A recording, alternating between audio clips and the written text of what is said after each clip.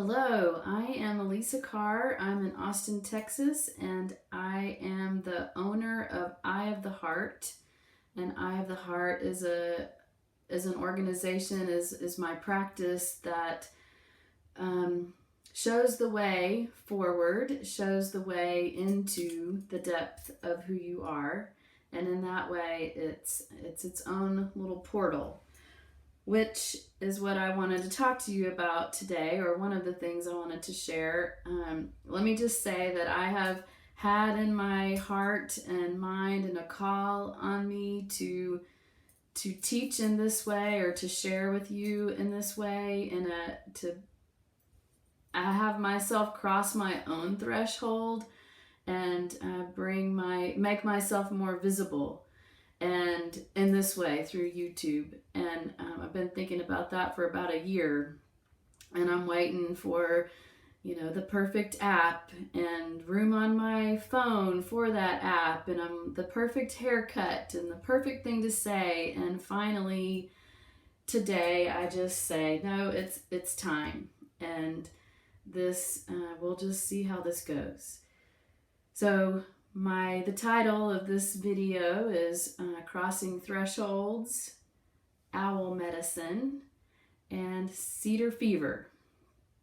And so, as I said, my practice, Eye of the Heart, is one of those thresholds that I invite people to cross into. And when you do that, you are entering a sacred space, of which I am wanting to extend to this platform here.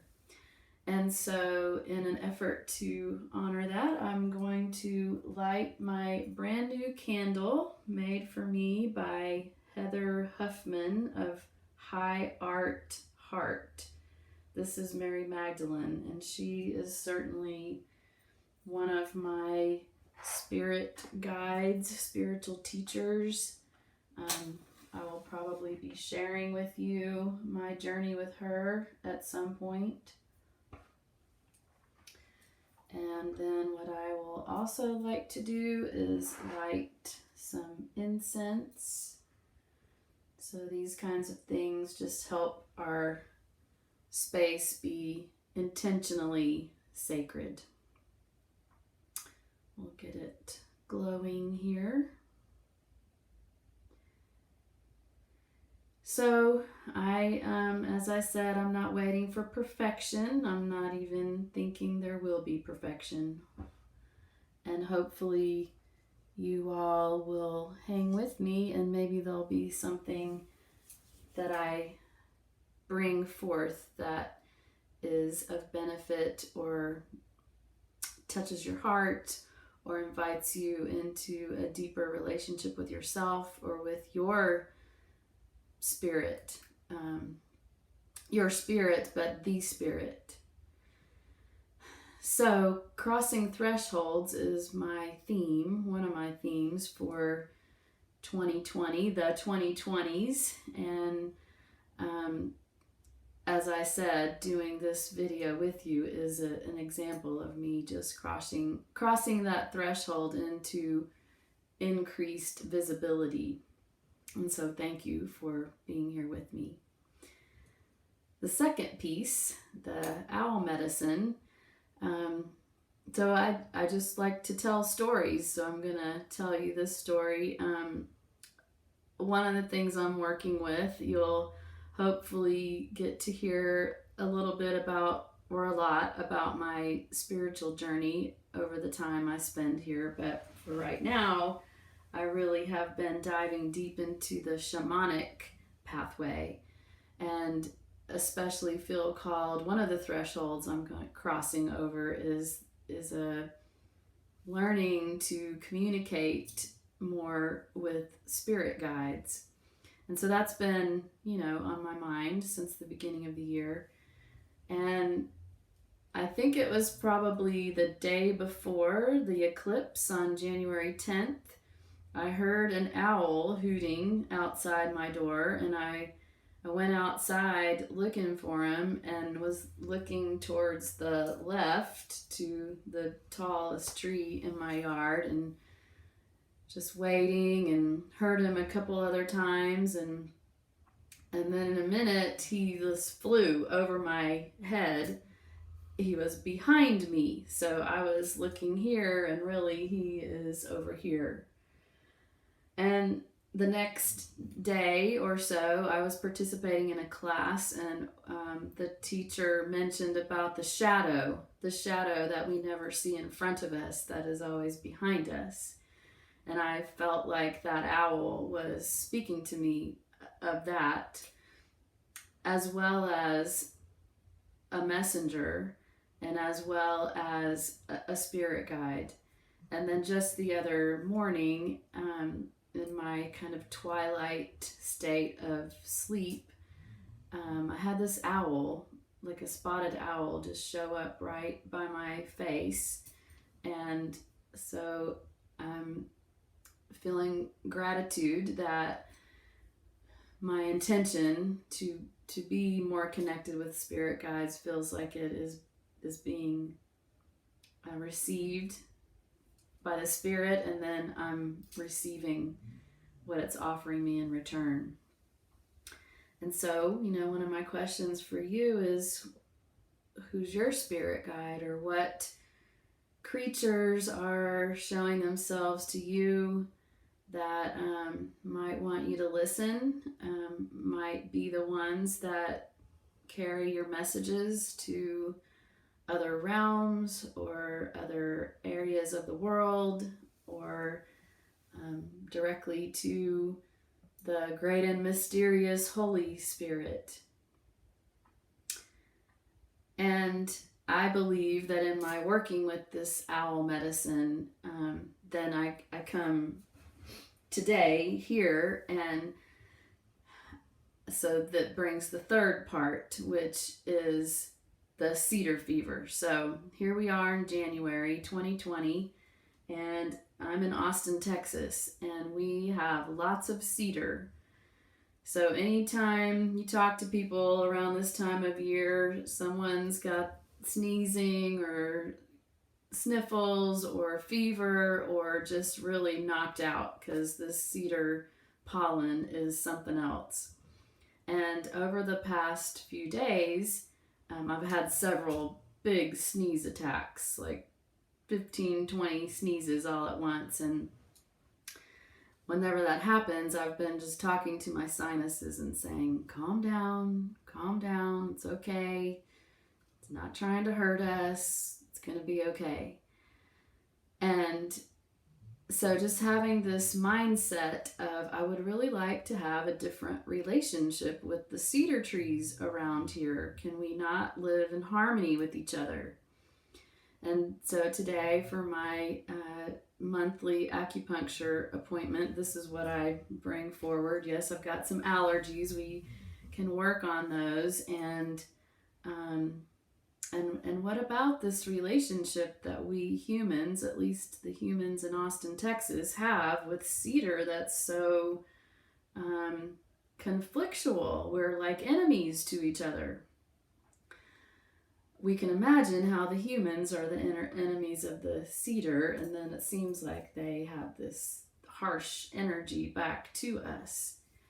And so as I went into my acupuncture session, which ends up being a long meditation for me, and do want to give a shout out to Claudia Voiles of Remedy Healing Center in Austin. She's my acupuncturist, and quite a healer. It's the spiritual, the emotional, and the physical is all addressed when I go to see her.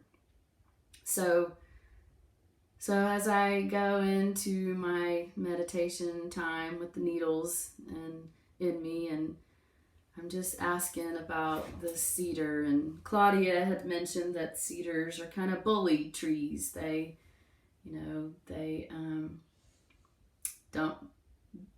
kind of harmful to other trees and plant lives too. They just don't seem to care. They just pull their pollen out there to try to propagate themselves. And so I was thinking about this, and in the way of internal family systems, which is a modality that I use, I asked this bully of a cedar tree, like, how could we live in harmony? Why do you need to bully me or and other people?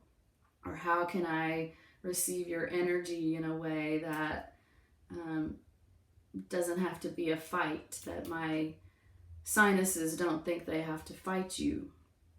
And what came to me was, for the cedar tree wants me to be like the cedar tree. And so what Claudia had pointed out is that when we're suffering from cedar fever, it's because all of the pollen is just popping out everywhere. So you may have seen the videos or pictures. It's just like it gives off a cloud of pollen that then goes interacts with our sinuses, and that's what the message was for me. Is the spirit wants me to be like the cedar tree, to put out what I have to offer and let it float and fly through the air and meet whoever it is that has use for that. Hopefully that doesn't meet them in a way that they have this histamine reaction to, that we could meet in harmony. So that is the teaching that I have to share with you today, and ask you, well, what is it that you have that you want to put out into the world? What is it that maybe sometimes is met with a defensive reaction from others that is for you to look at? I certainly have that too. My own defensiveness, or my own maybe thinking that I have the right answer, or that I know the way, or no, it's this way. So both, like, what do we put out there that others have this reaction to, but then how can we be bold like the cedar tree and be wanting to propagate ourselves, or our ideas, our wisdoms, our learnings, our teachings, and connect with other people that way. So in my meditation with the cedar tree, I was very much guided to go ahead, do your YouTube video, put yourself out there. There's not going to be a perfect time. There's not going to be a perfect video, at least not coming from me. And I do have some techie friends that might help me with that in the future, but for now, you have me. And I am looking forward to meeting you here in this way. And in the past, I've wanted to say, well, we're going to do this, and we're going to do that, and we're going to cover this, and we're going to cover that. But really, I'm just going to show up with the lessons that I have, the inspirations that I have, and invite you into this interaction with me. In that, please know that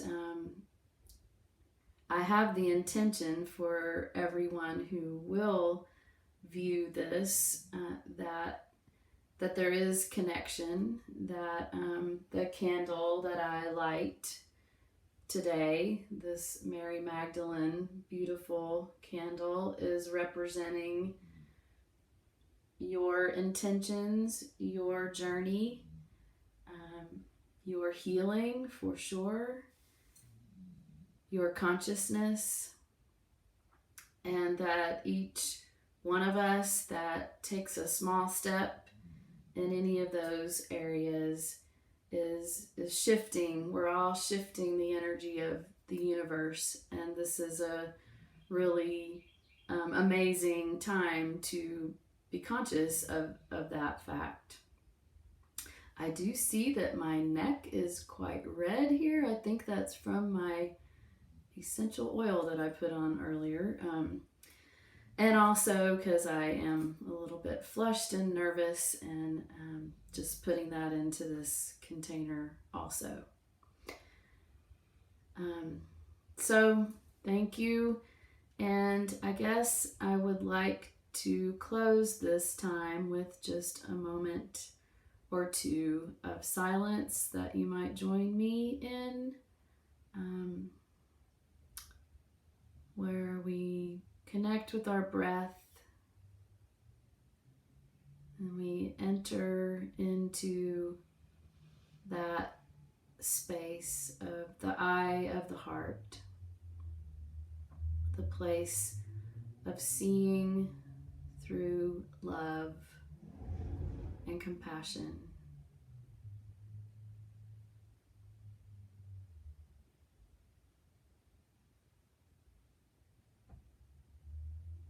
And that you feel